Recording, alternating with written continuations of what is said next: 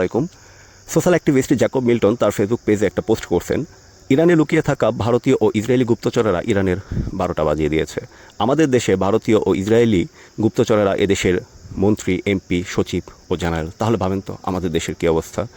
যখন সাবেক জাতীয় নিরাপত্তা উপদেষ্টা খলিলুর রহমানকে টেকনোক্রেট কোটায় পররাষ্ট্রমন্ত্রী করতে বাধ্য হন জনাব তারেক রহমান, এবং লুৎফুজ্জামান বাবরের মতো জনপ্রিয় অভিজ্ঞ ব্যক্তির জায়গা যখন মন্ত্রী পরিষদে হয় না শুধুমাত্র লুৎফুজ্জামান বাবরকে ভারত পছন্দ করে না বলে।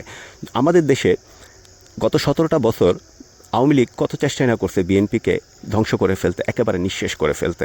এখন বিএনপি যখন ক্ষমতায় আসলো 17-18 বছর পরে, তখন তারা আওয়ামী লীগের বিরুদ্ধে একটা ব্যবস্থা নিবে বা অ্যাকশন নিবে, এটাই তো স্বাভাবিক। কিন্তু আওয়ামী লীগের বিরুদ্ধে যদি আওয়ামী লীগকে নিষিদ্ধ করতে চায়, তাহলে খুব বেশি কিছু করতে হবে বিএনপিকে? আওয়ামী লীগের কোনো নেতাকর্মীকে নির্যাতন, জুলুম বা জেল দিতে হবে, মিথ্যা মামলা দিতে হবে না। শুধুমাত্র পিলখানা হত্যাকাণ্ডের একটা সুষ্ঠু এবং আন্তর্জাতিক তদন্ত করলেই আওয়ামী লীগকে নিষিদ্ধ করে দেওয়া সম্ভব। যদি জাতিসংঘের মাধ্যমে এদেশে পিলখানা হত্যাকাণ্ডের আন্তর্জাতিক একটা তদন্ত বিএনপি করতে পারে, তাহলে এদেশে নয়, শুধু বাংলাদেশে নয়, সারা পৃথিবীতে আওয়ামী লীগকে একটা নিষিদ্ধ সংগঠন, কালো তালিকাভুক্ত একটা দলে পরিণত করা যাবে। কিন্তু বিএনপি কি সেটা পারবে? কখনোই না। বিএনপি বরং আমাদের অন্তর্বর্তীকালীন সরকারের সময় একটা তদন্ত রিপোর্ট প্রকাশ পেয়েছিল, সেই রিপোর্টটাও বাতিল করে দেবে। কেন? সেখানে ভারতের নাম আছে। সেজন্যই সেই রিপোর্টটা বাতিল করে বিএনপি একটা নতুন তদন্ত কমিটি গঠন করবে, যেখানে জায়গা হবে ভারতীয় স্বীকৃতপ্রাপ্ত দালালদের এবং চোর বাটপারদের। কিন্তু সেই তদন্তের প্রতিবেদনের আলো এদেশে আর কোনোদিন দেখা যাবে না। এখন বিএনপি বাংলাদেশে কতদিন টিকবে? বিএনপি বাংলাদেশে বেশি দিন টিকতে পারবে না। মনে আছে 5 তারিখের পরে আওয়ামী একটা বয়ান ছিল, আগেই তো ভালো ছিলাম। সেটা আওয়ামী বয়ান না, সেটা ইন্ডিয়ান বয়ান, আওয়ামী লীগের মাধ্যমে প্রচার হয়েছিল। সেই বয়ানটা এদেশে ধীরে ধীরে এস্টাবলিশড হবে, এবং সেই বয়ানটা যত তাড়াতাড়ি এস্টাবলিশড হবে, ঠিক তত তাড়াতাড়ি বাংলাদেশে শেখ হাসিনা ফিরে আসবে। এবং সেই এস্টাবলিশটা হবে কি করে?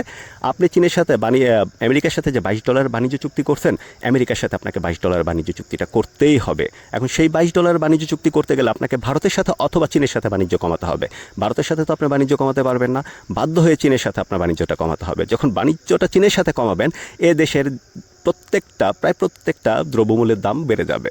1.5 থেকে দ্বিগুণ পরিমাণে দ্রব্যমূল্যের দাম বেড়ে যাবে। কারণ চীনের পণ্যের থেকে আমেরিকার পণ্যের দাম 1.5 গুণ বেশি, এবং ভারতের পণ্যের দাম প্রায় 15% বেশি। সেই সাথে আছে আমেরিকা থেকে আমদানি করার বাড়তি যাতায়াত খরচ। তো আগামী 6 মাসের মধ্যে দেশের দ্রব্যমূল্যের দাম যে 1.5 থেকে দ্বিগুণ বেড়ে যাবে, সেটা বিদ্যুৎ মন্ত্রীর কিছুদিন আগের একটা কথা। বিদ্যুতের লোডশেডিংটাও ভালো, আপনার ঋণের বোঝা কাঁধে নিয়ে ঘোরাচ্ছে। তা আমরা লোডশেডিংয়ে ঘুরবো, আপনি আমাদের ট্যাক্সের টাকায় তেল কিনে সেই তেল দিয়ে জেনারেটর চালিয়ে এসি রুমে থাকবেন? সেটা তো মাননীয় মন্ত্রী হতে পারে না। এদেশের মানুষের দ্রব্যমূল্যের দাম যখন এদেশের মানুষের ক্রয়সীমার বাইরে চলে যাবে, তখনই মানুষ আওয়ামী লীগের সাথে তাল মিলিয়ে বলতে শুরু করবে, আগেই তো ভালো ছিলাম।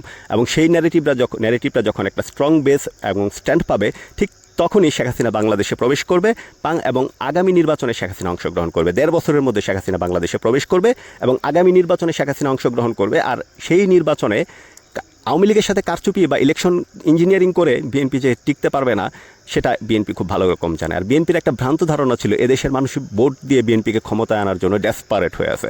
সেই ধারণাটা যে তাদের একেবারেই ভুল ছিল, সেটাও প্রমাণ হয়ে গেছে গত নির্বাচনে। অর্থাৎ